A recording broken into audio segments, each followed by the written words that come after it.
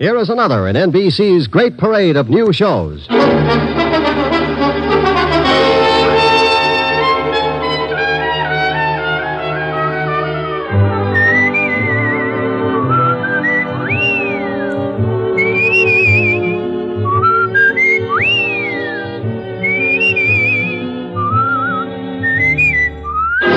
Now, Dick Powell as Richard Diamond, private detective.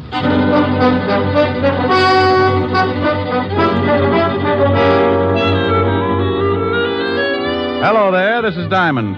You know, there are a lot of people in a big city like this, good ones and bad ones. They walk down Broadway and rub elbows, and you can't tell them apart. Why can't you? Because a lot of them were poured out of the same mold, brought up in the middle of garbage cans and gang wars, weaned on the smell of slums and conditioned to the taste of dirt and a kick in the ribs. By the time they get old enough to raise their fist, they're given two choices, two ways to beat the gang wars and garbage cans. One guy picks himself up, shakes off the filth, and jumps over on the right side of the fence. The other guy picks himself up, too. But when he does, he raises that fist and shakes it at the whole world because he wants things the easy way. He continues to shake his fist until someone shoves a gun in it. Then he's a swaggering giant. Sometimes he climbs over with his little bag of rot and hides in the lap of society. But take away the gun, and he ends up right back in the middle of the garbage cans with his face in the dirt. And what about the guy on the right side of the fence? Well, you rarely ever hear of him, unless he becomes president or gets mixed up with the guy on the wrong side of the fence. Like the case I bumped into a couple of days ago. It all started in Central Park.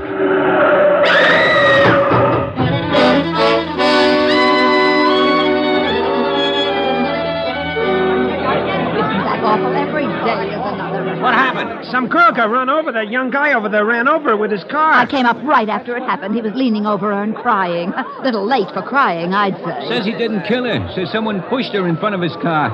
Ain't that a good one? All right, everybody back. Here comes the ambulance. Come on, you. But I tell you, I didn't kill her. I was in love with her. That's the last thing you should have said. But I swear I didn't do it. I was going to meet her about a half a block up the street, and someone pushed her out in front of my car. I couldn't stop in time. Look, I just got to write a report and take you down to the station. You can tell it to the inspector. Now, look out. Here's the ambulance. Hello, Crockett. You're too late. The body's ready for the morgue. Ah, Central Park's turning into a graveyard. I'm going to start taking my girl someplace else. What do you mean? Somebody else got run over in the park? Somebody got shot full of holes. Call came in just for this one. That gangster Chino Scabo. Scalbo got knocked off. He was due, wasn't he? Please, officer, can't I get to a phone? Shut up. One of the biggest gangsters in town gets rubbed out, and I got to show up at the station with you. You know, Sonny, I'm not pleased with you at all.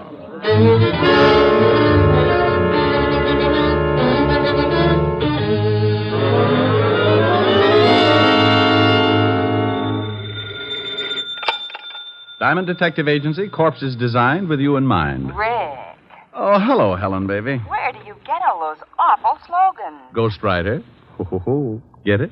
Rick. Wasn't a riot. No, Rick. Was a bomb. Okay, maybe this will get a yuck.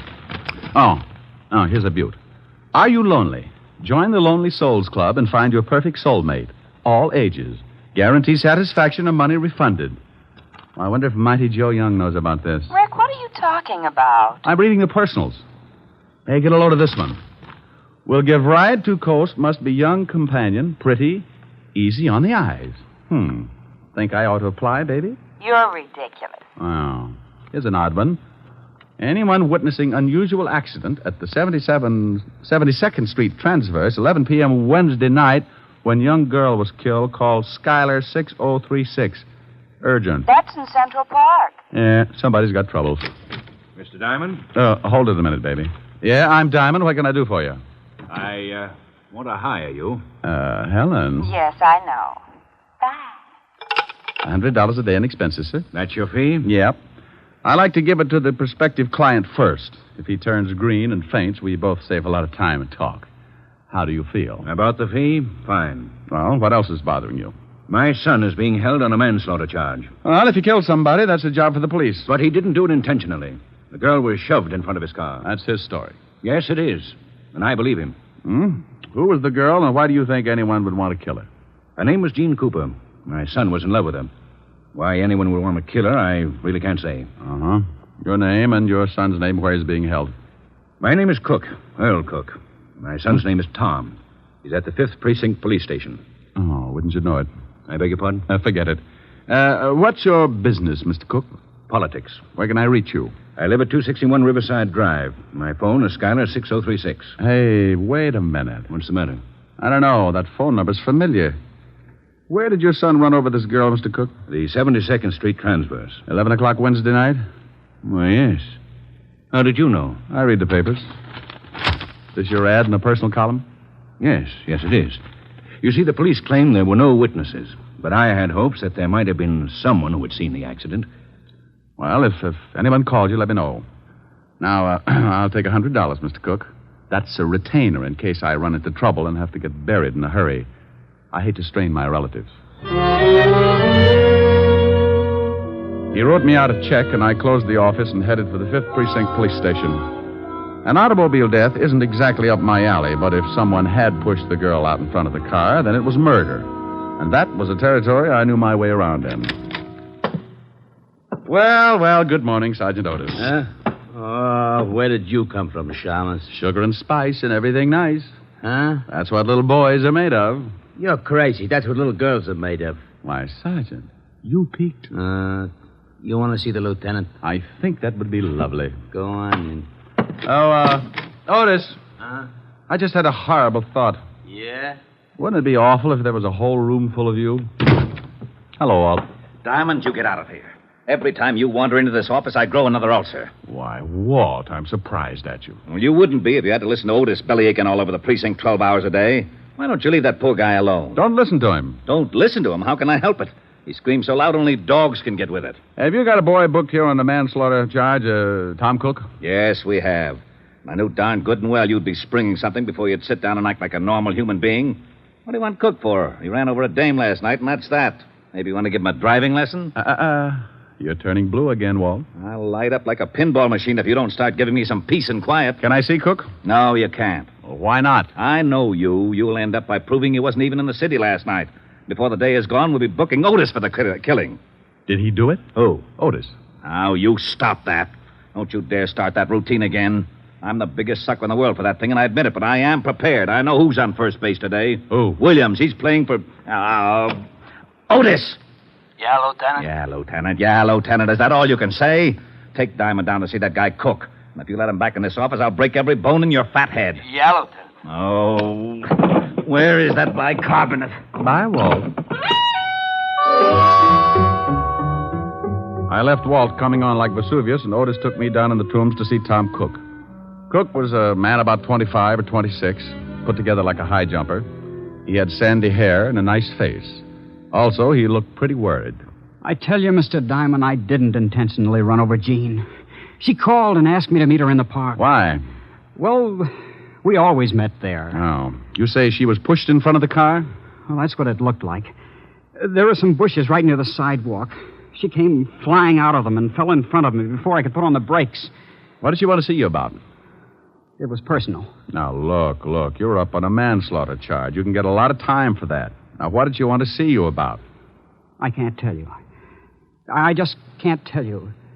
It would ruin someone. It's going to wreck you if you don't. Then it'll have to. Okay. Did she have any enemies at all? Boyfriends, girlfriends, ex-husbands, jealous icemen? She had an ex-husband. When did she separate from him? About a year ago. Why? Do you think maybe Cooper was jealous? Is his name Cooper? Yes, John Cooper. Oh, live in town? Well, he was living at 498 West 81st Street, but that was a year ago. Okay. Tell me where your girl was living. 383 Madison Avenue, apartment 206. She was living under her married name, Cooper. Sure you don't want to tell me what she wanted to see you about? I can't, Mr. Diamond. Okay, but I hope the person you're protecting appreciates it. 5 years in Sing Sing is stretching loyalty a long way. This person's worth it. Otis, let me out of here. You locked me up with a Boy Scout.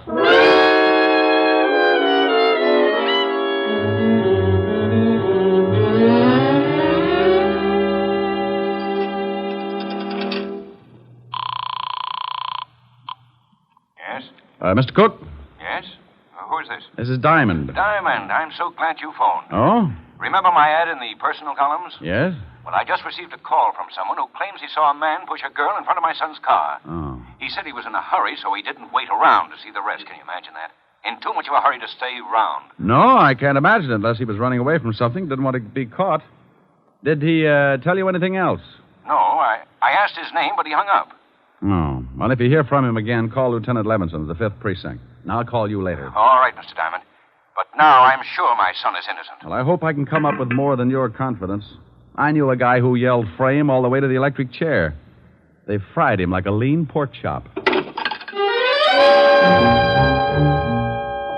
I left the phone booth and took off for John Cooper's apartment. I found the place and gave my rabbit's foot a pat on the hock. The little bunny was still with me because a John Cooper was listed on the mailboxes. I took the steps two at a time. Yeah, who is it? The name's Diamond. I don't want any. I'm selling a homicide, complete with samples. You better open up. Hey, what are you talking about? I'm talking about your ex-wife. She was killed last night. What? Mind if I come in? No, come on in. Jean dead. How did it happen? She was run over by a car. Oh, that's awful. Are you from the police? You got a gold star. Where were you at 11 o'clock Wednesday night? I was right here in my apartment. You can prove it? Well, I didn't leave. I don't guess I can prove it. I hope you don't think I ran over Jean. I know who ran over. I'm trying to find out who aimed her. I don't understand. She was pushed in front of the car. How do you know that? Why shouldn't I know that? Well, what? I don't know. I guess you should. When was the last time you saw your ex-wife? Oh, about 8 months ago. We didn't get along, so we didn't speak after we split up. You haven't seen her since? No. Were you jealous of her new boyfriend? Jealous? Why should I be? Good question. I'll see you later, Mr. Cooper. Yeah. I hope I've been of some help. You've been dandy. I left Cooper pinning up his gold star and headed for the dead girl's apartment. I knew the law had already been there and that it would probably be locked tighter than a wine truck on Skid Row. I found the landlady's door and gave it a jolt. Yes? Oh, what do you want? I'm looking for the landlady. You want an apartment? We got one coming up in a couple of days. The dame that was in it croaked. You can pay in advance if you want it. Can I take a look at it? Nah. Lousy coppers told me not to let anyone in. You got my word, it's a good one. Oh, well, then you'd better let me talk to your mother. My mother? My old lady's been dead for 20 years. She has? Aren't you a little young to be running an apartment all by yourself? Hey, Sonny. Yes? How old do you think I am? Well, it's hard to tell. I'd say, about 28. Come on, I'll show you the apartment. But watch those steps. I think you could use some glasses. Right up here, handsome. Was the poor girl who died married? Used to be, but she got divorced. Here it is. There you are, honey. Go on in, take a look around. I'll go on back downstairs in case the law comes back. I'll have to stall him, I guess. Thanks, beautiful. Oh, that's all right, honey. When you're done, stop in at my place and I'll give you a drink of gin. I waited until I heard the old bat fly down the stairs, and then I took the place apart. It took me exactly 10 minutes, and even if I do say so, it was a pretty neat job. I was on the last lap, going through the wastebaskets, when I spotted something on the magazine stand. It was just below eye level. It was a late issue of a magazine, and it was addressed to Mr. John Cooper, 498 West 81st Street. I grabbed it and picked up the phone. Homicide, Sergeant Otis. Oh, this is Woolley. Was you talking to Lieutenant Levinson? Oh, how are you, Woolley? Get it for you, chop chop. Pretty good, huh? Oh, very fine. Chop, chop. Your head, maybe. Huh? Woolley say very fine. You speak very fine Chinese. Oh. Lieutenant Levinson. Oh, this is Diamond, Walt. It is. I told Otis I didn't want to talk to you. He said Wu Lee was on the pipe. Oh, this is Woolley, too, Walt. Oh, that lame brain, Otis. Oh, what is it now, Diamond? I got a liar in the balcony, Walt. What are you talking about? I've spoken to 3 people about the girl who was run over. One of them lied to me. Now, I believe the kid's story. I think she was pushed. So she was pushed. I can't be bothered with that right now. I'm all tangled up in the Scarborough killing. We found the gun that did the job lying in the bushes in Central Park. Wait a minute. In Central Park? Yeah, we traced it to a pawn shop, and the pawnbroker identified one Louis Spiegel as the one that bought the gun. Walt, what time was Scarborough knocked off? Shots were heard about 5 minutes to 11. Hey, that's just about the same time that Cook ran over the girl. You are so right. And Scarborough got killed on the other side of the park.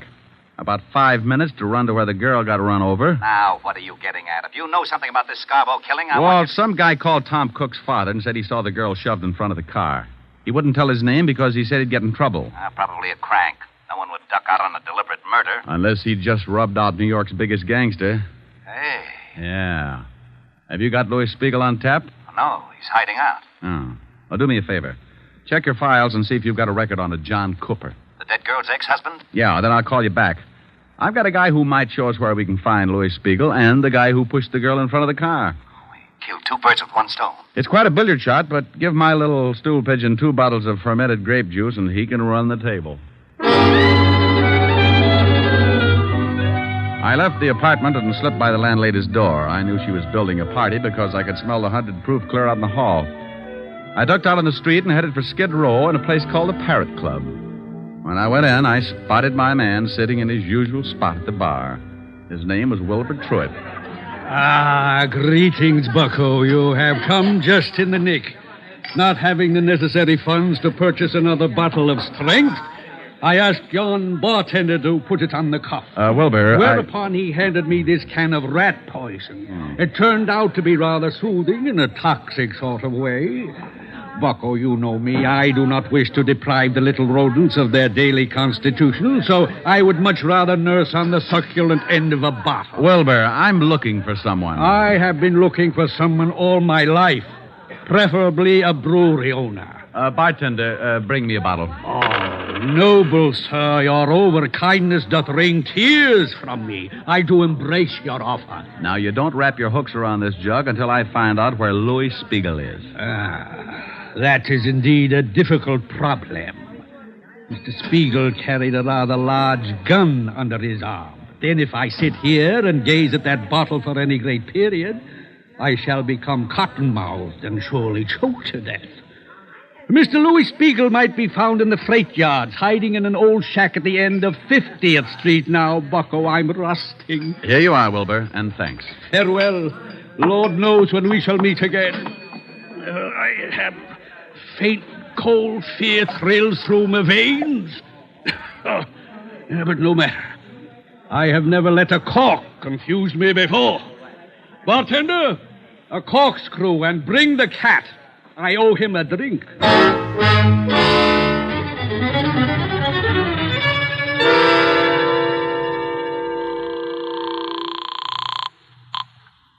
Homicide, Lieutenant Levinson. Diamond, Walt, what did you find out?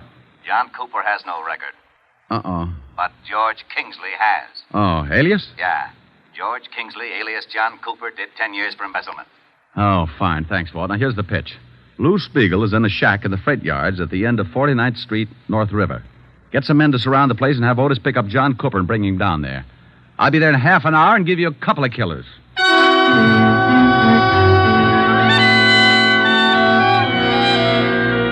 All I needed was a motive, so I hung up the phone and headed for the house of my client, Earl Cook. Oh, come in, Mr. Diamond. I'm very glad you've come. Mr. Cook, did you... I want to show you something. Here. What are they? Letters to my son. Blackmail letters. Oh? Where'd you find them? I was going through my son's things, trying to find something that might help uncover the motive for his accident. Mind if I take a look? Well, I can save you the trouble. They're about me. About you? Yes. I told you I'm in politics. Well, I am, and I'm a big power. When I began my rise, I was a young criminal lawyer. I had to accept a lot of cases that I might have turned down under different circumstances. I see. And the opposition tried everything to discredit me. Smear campaigns. Saying that I was getting acquittals for common thugs who were known to be guilty. And later, when I became a judge, they switched the campaign and said that the men I sentenced were innocent. Were they? Of course not. But in those letters to my son, the blackmailer said that he had definite proof that could ruin me. My son knew about my past, and when he started receiving the letters, he was afraid to confront me with the evidence, for fear I might have to admit my dishonesty. Have you talked with your son? I just left him. That's why he didn't tell you anything. He thought he was protecting me. His girl, Jean, found out who was sending him the letters, and, well, she was killed before she could tell him. Well, that fits. If the girl found out, then the blackmailer would not only have to know your son pretty well, but he'd also have to know her. You think you know who he is? See this magazine? Mm-hmm. Well, some of the pages are cut up. Now, take a look at these blackmail notes. They're formed with cut-out letters to spell out the words. The type is the same as the type on the magazine. Where did you get that magazine? In the girl's apartment. Well, then she must have had something to do with it. She found the magazine, all right, but it wasn't hers. Look, Mr. Cook. Yes. Did you ever send a man to prison named Kingsley?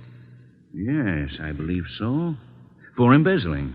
Thanks. Where are you going? I'll call you later. I've got a date at the freight yard.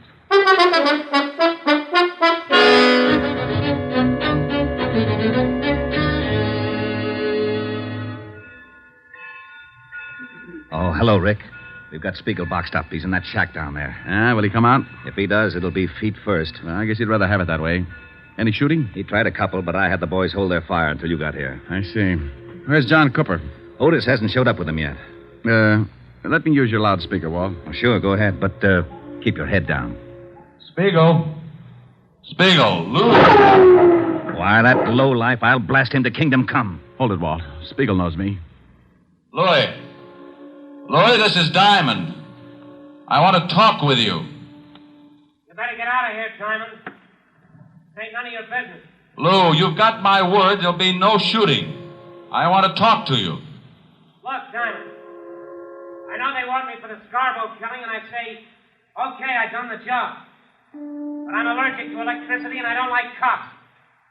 You blow this place apart, I say okay, too. And that's the way I want it. Now, do you still want to talk? I want 5 minutes. Okay, come on down, but keep your hands behind your neck. Walt, no shooting, huh? Okay, but I think you're crazy. He kills guys for practice. I moved out from behind the boxcar and put my hands behind my head. I started down toward the shack, and I could see Spiegel looking at me over the barrel of a .45. One bad move from any of the men stationed around the yards, and I was going to get dead quick. I walked up to the shack and went in. That's far enough, Diamond. You've got 5 minutes. It won't take that long, Lou. Keep your hands where they are. Oh, I thought you might want a cigarette. Oh. Yeah, as a matter of fact, I'm all out. Yeah. Keep the pack. Just one. I got a date. Yeah. Light? I can make it. 4 minutes, Diamond. Did you see a girl shoved in front of a car the night you knocked off Scarborough? Yeah. I called some guy and I told him about it. I read his ad in the personals, but I couldn't do anything about it. Yeah, because then the law would know you were in the park. Looks like it don't make much difference now. The kid who ran over the girl is in on a manslaughter rap. You'll get 5 or 10. It's tough. You got 3.5 minutes. Lou, did you get a good look at the man who gave the girl the shove? Sure, I'd remember him. Rick? What do they want? I'll see. With your hands up, you'll see. Sure. What is it, Walt? Otis has got Cooper. Lou, will you do me a favor? I don't know. I want you to tell me if the guy they've got up there is the one who pushed the girl. Sure. But I can't see him from here. I'll have him brought down. I hope you ain't up to something. I don't want to see no kid get sent up on a bum rap. But if you get funny, you get holes. Walt, how about us bring Cooper halfway down to the shack? He doesn't want to go. Then drag him. I've only got 2 minutes. They bringing him? Yeah, here he comes. Okay. Out that door. What are you doing? I'm doing you a favor. I'm tired of this shack, and I'm walking out with you in front of me. Okay. Don't get too far ahead. Rick, what's Spiegel up to? I don't know. Hold your fire. I'm surprised at you. Even if I identified this guy, it wouldn't hold water. I got a bad reputation. Hey, what's going on? Take it easy, Otis. You can't do this to me. What's this all about? That's the guy, Diamond. I don't know what you're talking about. Sure you do. I saw you push that dame in front of the car. You're crazy. Now, I don't like that. You got just 10 seconds to admit it. I won't admit anything. Then I shoot you. Hey, you can't. Shut up, Flatfoot. Stay out of this, Otis. I tell you, I won't admit anything. 5 seconds. Come on, Cooper. I found out all about your prison record. I know Cook sent you up and you wanted to get even. You found those letters Tom wrote to your ex-wife, so you started blackmailing him. And I know you lied when you said you hadn't seen your ex-wife. I found a magazine in her apartment with your address on it. Time's up. No. All right, I did it. You're too late. I'm on schedule. Oh, you idiot. Why did you shoot him? What's the difference? I kill people, he kills people. Besides, he wasn't polite. So long, Diamond. You got your favor. He's making a break. You'll never make it. Spiegel, in the name of the law, stop. For what?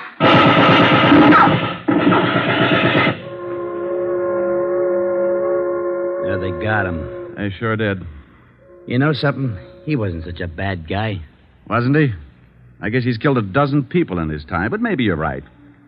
Maybe he kissed them all goodbye before he pulled the trigger. Well, I got a right to an opinion. Yeah, and it scares me a little. You're lucky you didn't try to pull a gun on him. You'd look pretty silly telling everybody what a nice guy he was after he'd shot off the top of your head.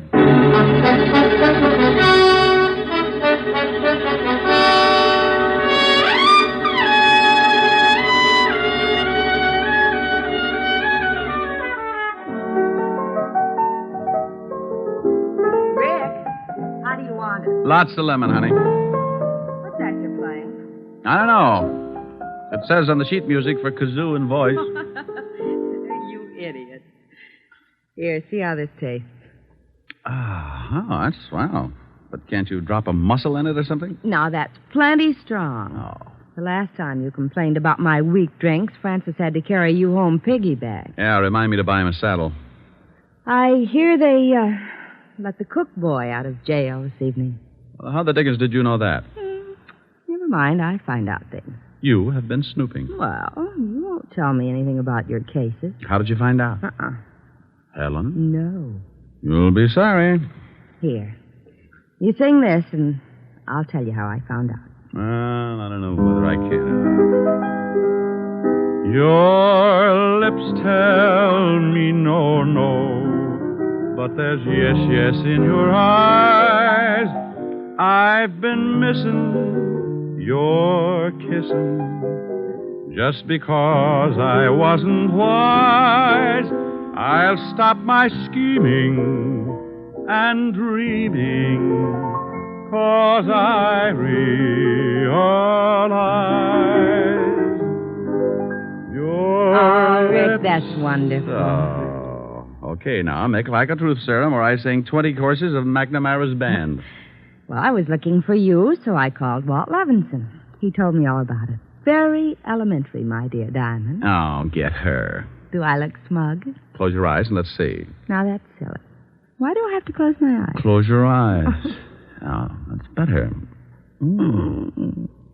Rick, aren't you nice? I certainly am. But people always notice my dimples first. Come here. Helen. You're looking smug again.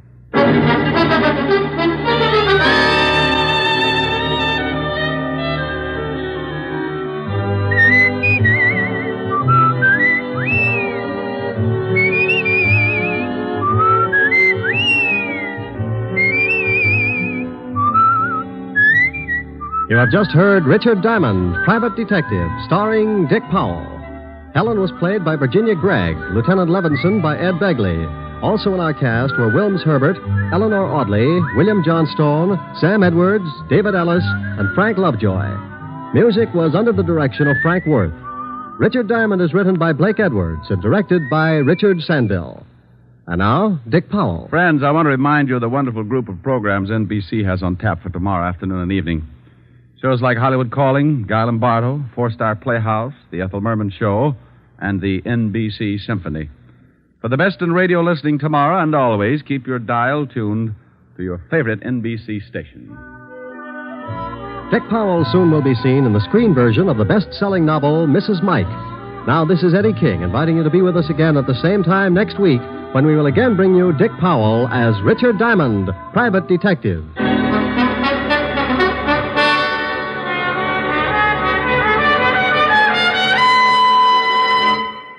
This is NBC, the national broadcasting company.